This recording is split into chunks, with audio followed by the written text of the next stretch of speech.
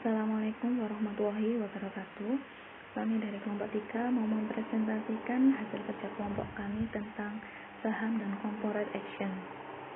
Yang pertama-tama, kelompok ini terdiri dari anggota yang pertama Junior Dupitaloka dengan NIM 1920103116, yang kedua Bayu Ageng dengan NIM 1920103121, yang ketiga Zalzabela Agatha Widya dengan NIM 1920103122. Tentang saham yang akan dibahas yaitu pertama pengertian saham, kedua hak pemegang saham, tiga hal yang perlu diperhatikan dalam penerbitan saham, 4 manfaat investasi saham, 5 jenis saham, 6 risiko investasi saham. Pertama, pengertian saham. Pengertian saham secara universal. Saham adalah suatu dokumen berharga yang mampu menampilkan bagian kepemilikan dari suatu perusahaan. Bisa juga diartikan sebagai suatu satuan nilai ataupun pembukuan dalam komponen finansial yang berfokus pada bagian bentuk kepemilikan suatu perusahaan. Pengertian saham menurut para ahli, menurut Saptora Harjo menjelaskan bahwa pengertian saham adalah sebuah surat berharga yang berisi bukti kepemilikan atau penyertaan dari seseorang atau instansi perusahaan. Menurut Swajiji Widoatmojo berpendapat bahwa pengertian saham adalah suatu surat berharga yang diterbitkan oleh pemilik perusahaan perseroan terbatas atau emiten. 2. Hak pemegang saham. Yang pertama, suara dalam pemilihan dewan direksi dan tindakan memerlukan persetujuan pemegang saham.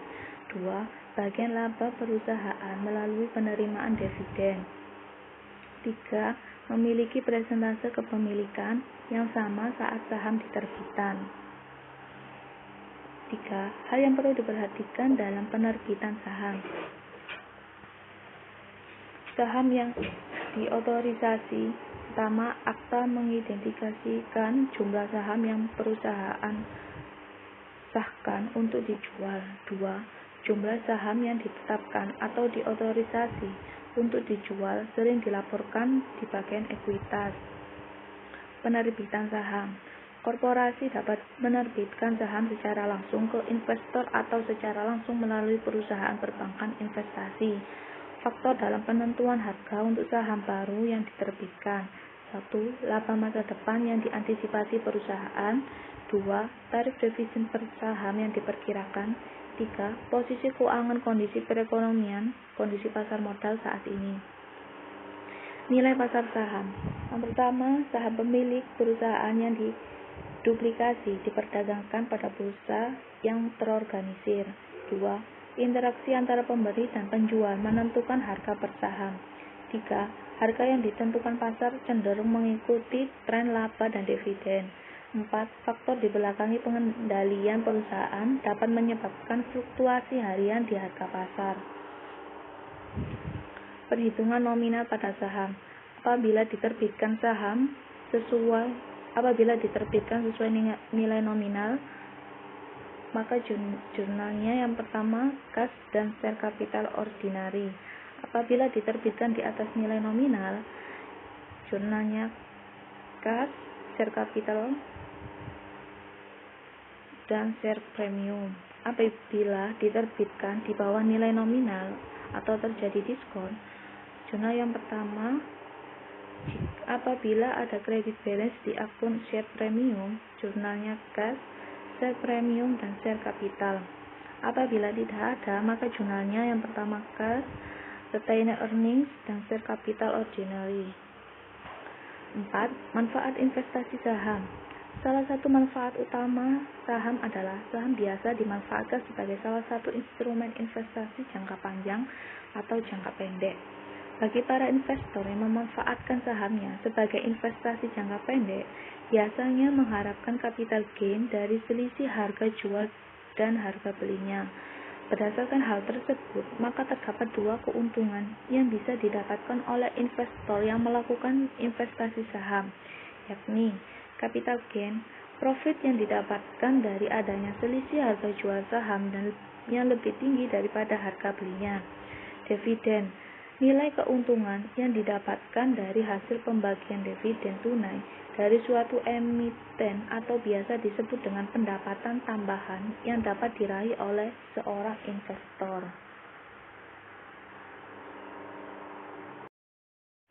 Selanjutnya saya akan menjelaskan materi saham yang kelima, yaitu mengenai jenis-jenis saham. Jenis saham yang pertama yaitu ada saham biasa atau biasa disebut dengan common stock, yaitu adalah suatu saham yang bisa diklaim berdasarkan dari keuntungan dan kerugian yang ada pada suatu perusahaan. Dalam suatu saham biasa, para pemegang saham atau investor memiliki kewajiban yang sifatnya terbatas. Artinya, saat perusahaan yang didanainya tersebut dinyatakan bangkrut, maka nilai kerugian yang ditanggung oleh para pemegang saham atau investor adalah sebesar nilai modal yang sudah disetorkannya. Jadi, misal investor menyetorkan kepada penyedia saham yaitu sebesar 1M, maka jika perusahaan yang diberikan dana tersebut dinyatakan bangkrut, maka kerugian yang diderita oleh investor tersebut yaitu sebesar nilai atau total yang dikeluarkan untuk membeli saham.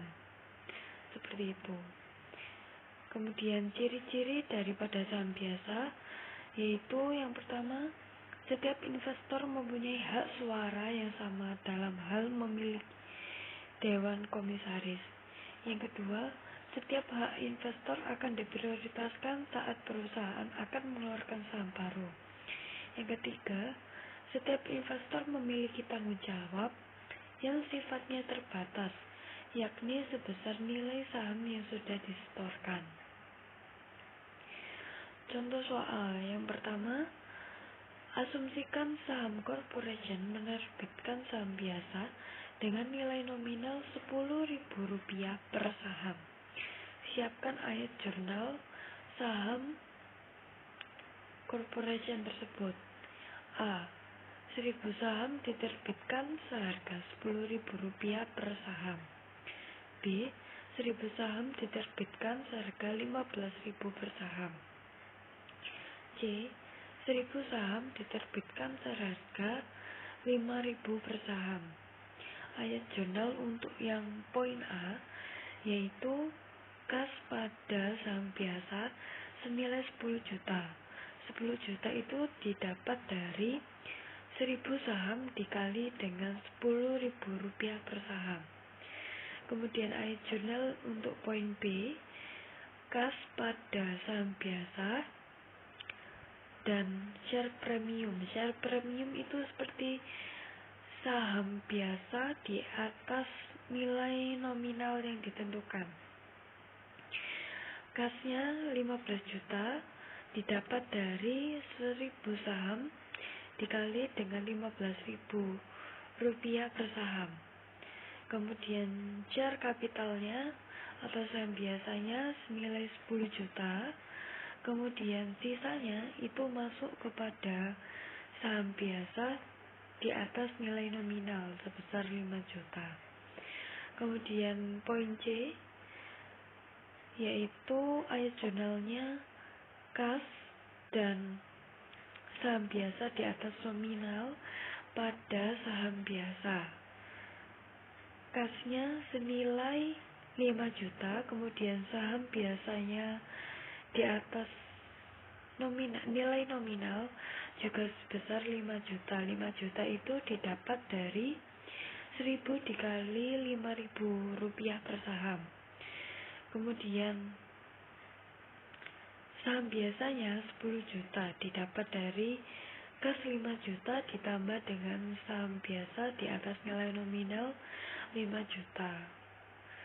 Kemudian apabila tidak terdapat nilai nominal pada saham, asumsikan Kalimongso Corporation menerbitkan saham biasa tanpa nilai nominal. Siapkan ayat jurnal saham Kalimongso Corporation. Jadi nilai nominal ini digunakan sebagai patokan daripada harga saham tersebut. Soal yang A, 1000 saham diterbitkan seharga 15.000 per saham dan state value sebesar Rp10.000 per saham. Yang B, 1000 saham diterbitkan seharga Rp15.000 per saham tanpa state value. Ayat jurnal yang pertama, yang A, kas pada share kapital dan share premium. Kasnya sejumlah 15 juta itu dari Rp15.000 per saham dikalikan dengan 1000 saham. Kemudian share kapitalnya senilai 10 juta itu dari Rp10.000 per saham dikalikan 1000 saham. Kemudian sisanya dimasukkan ke dalam share premium, yaitu sejumlah 5 juta. Kemudian ayat jurnal untuk poin B, yaitu kas pada share kapital sejumlah Rp15 juta, itu didapat dari Rp15.000 per saham dikalikan dengan 1000 saham. Selanjutnya jenis saham yang kedua, yaitu saham preferen atau preferred stock, yaitu suatu saham yang mana nilai pembagian labanya tergolong tetap, seperti bunga obligasi, dan saat perusahaan menderita kerugian, maka para pemegang saham preferen tersebut akan diberikan prioritas utama dalam hal pembagian penjualan aset perusahaan. Alasan saham preferen terlihat sama dengan obligasi, yang mana adanya klaim terhadap laba serta aktiva sebelumnya, dividen yang tetap selama saham masih berlaku, mempunyai hak tebus, dan juga bisa ditukarkan dengan saham yang biasa. Ciri-ciri daripada saham preferen sebagai berikut. Yang pertama, memiliki beberapa tingkatan yang bisa diterbitkan dengan bentuk karakteristik yang juga berbeda. Yang kedua, adanya tagihan atas suatu pendapatan dan aktiva, serta memiliki prioritas yang tinggi dalam hal pembagian nilai dividen. Kemudian yang terakhir, saham preferen juga bisa ditukarkan dengan saham biasanya dengan adanya kesepakatan yang terjalin antara perusahaan dengan pemilik saham. Masuk ke dalam tahap contoh soal. Stan Corporation menerbitkan 10.000 saham preferen dengan nilai nominal $10 per kas sebesar $12 per saham. Jurnal penerbit saham preferen. Kas pada modal saham atau saham preferen dan premi saham daripada saham preferen. Kasnya senilai 120.000 itu didapat dari $12 per saham dikalikan dengan 10.000. Kemudian modal saham daripada saham preferen itu senilai 100.000 didapat dari 10.000 dikali dengan $10. Kemudian premi saham atau pada saham preferen itu sisa dari 120.000 dikurangi dengan 100.000, yaitu 20.000. Saham preferen dapat memiliki atau tidak memiliki nilai nominal. Jadi saham preferen ini sama sifatnya dengan saham biasa, bisa diterbitkan dengan nilai nominal ataupun tidak, tergantung dari perusahaannya. Kemudian jenis saham yang terakhir yaitu saham treasury atau treasury stock, saham yang dibeli oleh perusahaan penerbitnya sendiri.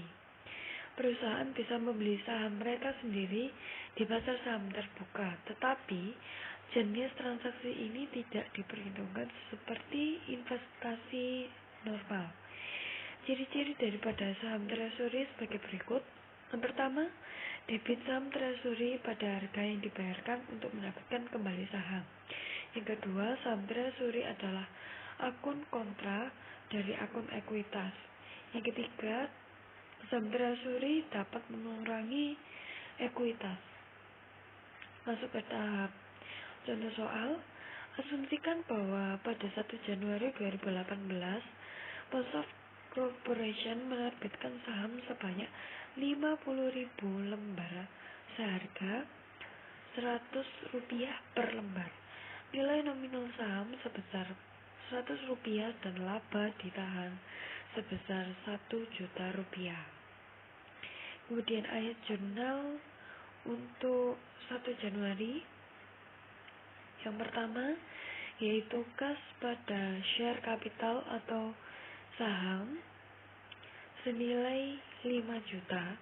5 juta itu didapat dari 50.000 lembar dikalikan dengan Rp100.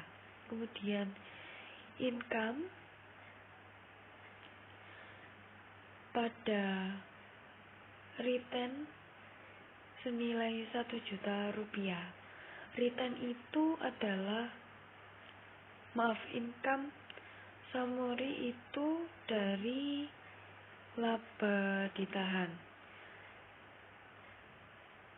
Masuk kepada soal yang kedua. Pada 1 Maret 2018, Post Corporation membeli saham miliknya sebesar 10.000 lembar dengan harga Rp120 per lembar. Masuk kepada ayat jurnalnya.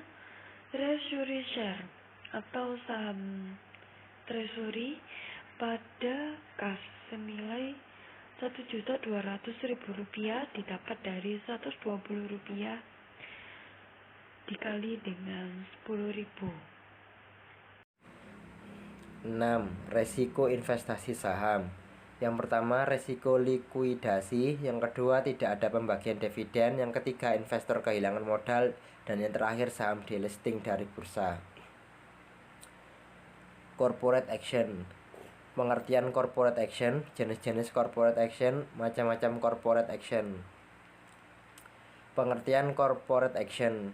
Corporate action atau tindakan korporasi atau yang dikenal dengan aksi korporasi merupakan sebuah langkah atau tindakan yang diambil oleh sebuah perusahaan terbuka yang memiliki dampak langsung terhadap kepemilikan saham para investor. Selain itu, dapat diartikan dengan tindakan atau kebijakan yang bersifat material dan dapat mempengaruhi jalannya perdagangan di BEI atau Bursa Efek Indonesia. Corporate action terjadi karena perubahan material yang berakibat adanya perubahan di dalam struktur kepemilikan sahamnya yang akan berbeda dengan sebelumnya. Jenis-jenis corporate action. Terdapat 2 jenis corporate action, yaitu aksi korporasi yang berpengaruh pada jumlah saham beredar, misalnya pembagian dividen saham, stock split, reverse stock split, saham bonus, buyback, right issue. Dan yang kedua, aksi korporasi berupa restrukturisasi perusahaan, misalnya merger dan akuisisi, tender offer, spin-off. Macam-macam corporate action. Beberapa macam aksi korporasi yang diumumkan oleh BEI yaitu IPO, Initial Public Offering, penawaran perdana saham secara umum kepada investor, institusi, dan retail. Pembagian dividen, keuntungan perusahaan yang dibagi kepada pemegang saham. Stock split, SS, pemecahan nilai nominal saham menjadi pecahan yang lebih kecil sehingga jumlah saham beredar lebih banyak yang berguna untuk meningkatkan likuiditas. Reverse stock split, penggabungan nominal saham menjadi pecahan yang lebih besar sehingga jumlah saham beredar lebih sedikit. Right issue, pelepasan saham baru dalam rangka menambah modal perusahaan. Saham bonus, saham yang dibagikan secara percuma kepada pemegang saham berdasarkan jumlah saham yang dimiliki. Merger dan akuisisi. Merger adalah penggabungan dua perusahaan menjadi satu. Akuisisi adalah pengambil alihan atau take over sebagian atau seluruh kepemilikan atas saham suatu perusahaan oleh perusahaan lain, dan keduanya tetap eksis sebagai perusahaan terpisah. Buyback saham, pembelian kembali saham yang beredar di publik oleh emiten. Tender offer, suatu proses penawaran pembelian saham yang hendak dilakukan oleh sebuah perusahaan atau seorang investor yang akan membeli saham suatu perusahaan yang dicatat di bursa efek dalam jumlah tertentu.